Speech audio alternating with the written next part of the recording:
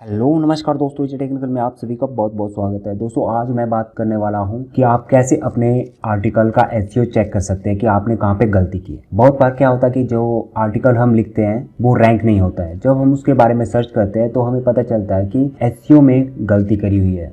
तो अब आपको पता कैसे चलेगा कि आपने अपने एसईओ में कहाँ जैसे गलती की, क्योंकि एसईओ में दोस्तों एक चीज़ नहीं आती है, एसईओ में बहुत सारी चीज़ें आती है। जैसे आपके जो आर्टिकल की स्पीड है, उसमें आपने किस तरह से कीवर्ड्स डाले हैं, कितना टेक्स्ट लिखा है, कितनी इमेजेस ऐड की है, इमेजेस में मेटा टैग डाले हैं नहीं डाले हैं, जो आर्टिकल का उसका डिस्क्रिप्शन दिया है नहीं दिया है, इस तरह से बहुत सारी चीज़ें उसमें इंक्लूड होती है।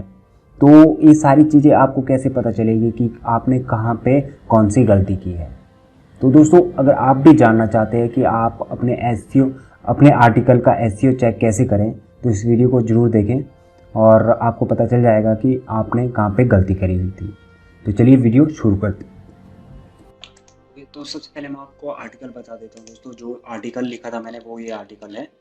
तो बहुत छोटा आर्टिकल है, बहुत लंबा नहीं है। तो मैं इसको यहाँ पे जो मेरा मेन कीवर्ड है उसको कॉपी करता हूँ और यहाँ पे सर्च करता हूँ। पहले आपको दिखा देता हूँ कि मेरे को रिज़ल्ट क्या मिल रहा है, ठीक है। तो मैं यहाँ पे सर्च करता हूँ इसको, तो आप यहाँ पे देख सकते हैं ये जो रिज़ल्ट आ रहा है वो दूसरे नंबर पे आ रहा है।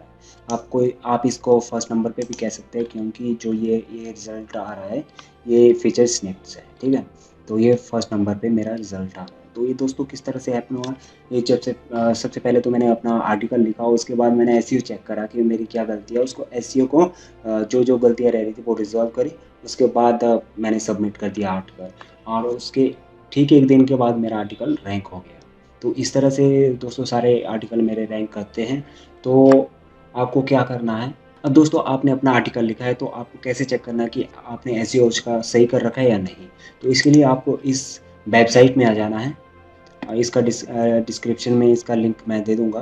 तो आपको सबसे पहले यहाँ पे जो अपने आर्टिकल का लिंक होगा वो पेस्ट करना है, और यहाँ पे जो कीवर्ड होगा आपके आर्टिकल का मेन कीवर्ड वो पेस्ट करना है, और यहाँ पे आपको अपनी ईमेल आईडी दे देनी है। उसके बाद स्कैन नाउ पे क्लिक करना है। यहाँ पे दोस्तों ये स्कैन कर रहा है, स्कैन करने में थोड़ा टाइम लेता है, 15 सेकंड के अप्रॉक्स लेता है, ताकि आपके जो आर्टिकल है उसको स्कैन करके वो पता लगा सके कि आपकी गलती कहाँ पे रह रही है। तो जो रिज़ल्ट है हमारे पास आ चुका है, यहाँ पे बता रहा है पेज ग्रेड 81।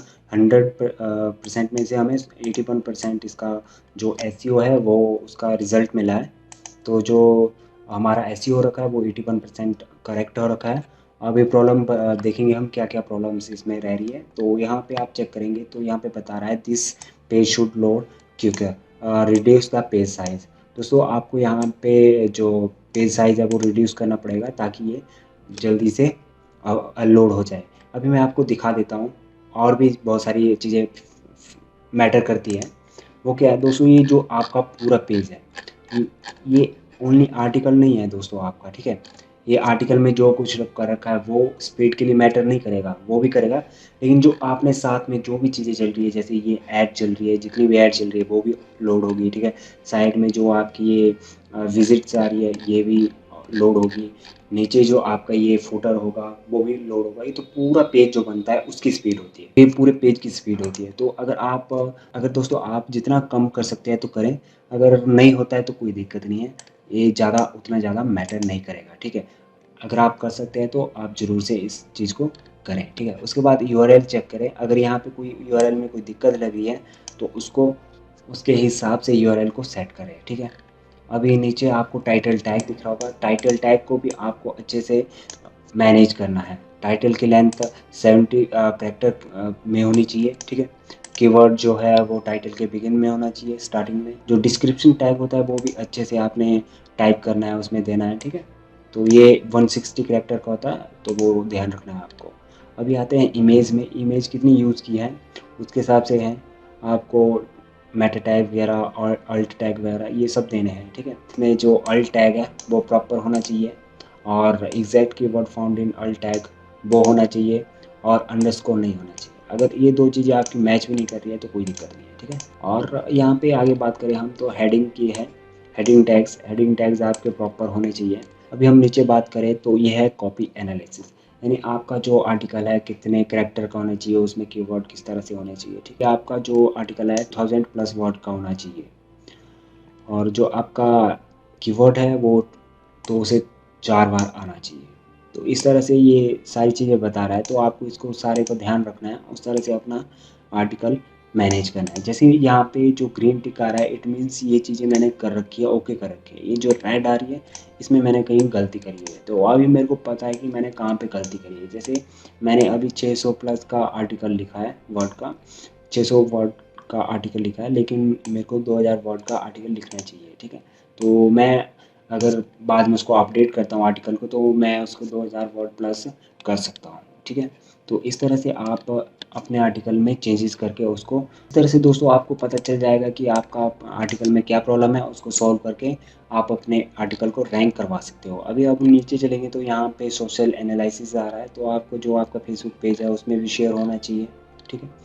और यहाँ पे सबसे इम्पोर्टेंट है मोबाइल एनालिसिस, तो इसको ध्यान में देखना है, ये आपका प्रॉपर होना चाहिए। अगर आपके प्रॉपर है तो आपके मोबाइल में, जैसे वो आजकल लोग क्या है कि मोबाइल में ज़्यादा सर्च करते हैं, तो मोबाइल में अगर ये कुछ प्रॉब्लम आ रही है तो वो मोबाइल में रैंक नहीं हो पाएगा, ओपन नहीं हो पाएगा प्रॉपर तरीके से, तो वो गूगल उसको रैंक नहीं करेगा। तो ये भी आपको ध्यान रखना है कि मोबाइल एनालिसिस में सब चीज़ें ओके हो।